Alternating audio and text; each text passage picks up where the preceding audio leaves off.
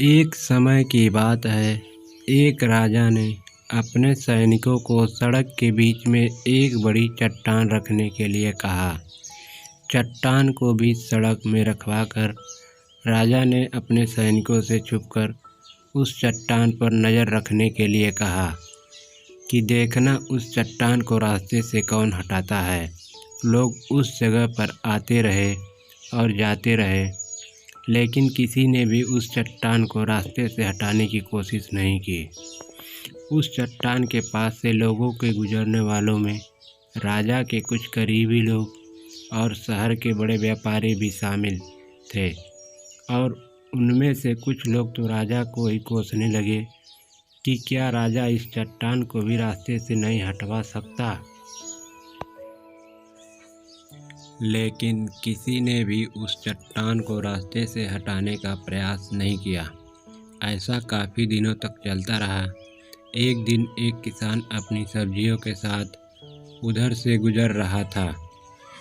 उसने चट्टान को रास्ते में पड़े देखा और सोचा कि सबको इस चट्टान की वजह से कितनी तकलीफ़ हो रही है।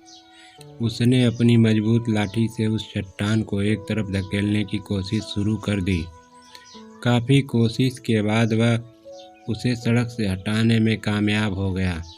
चट्टान रास्ते से हटाने के बाद किसान अपनी सब्जियों को उठाकर जाने वाला था कि अचानक उसकी नज़र एक पोटली पर पड़ी, जो ठीक उस जगह पड़ी थी जहाँ से उसने उस चट्टान को हटाए थे।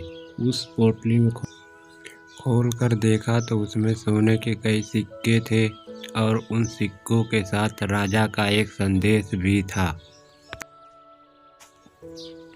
जिसमें लिखा था कि ये सोने के सिक्के उनके लिए हैं जो इस चट्टान को रास्ते से हटाएगा।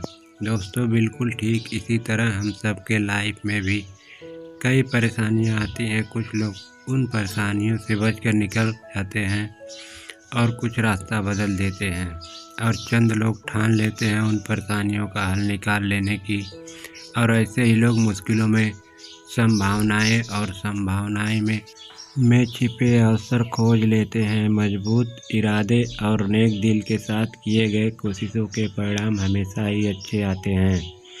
इसलिए जीवन के परेशानियों से घबराओ मत, बल्कि उन परेशानियों को हल करने की कोशिश करते हुए जीवन सफ़र में आगे बढ़ने की कोशिश करते रहो।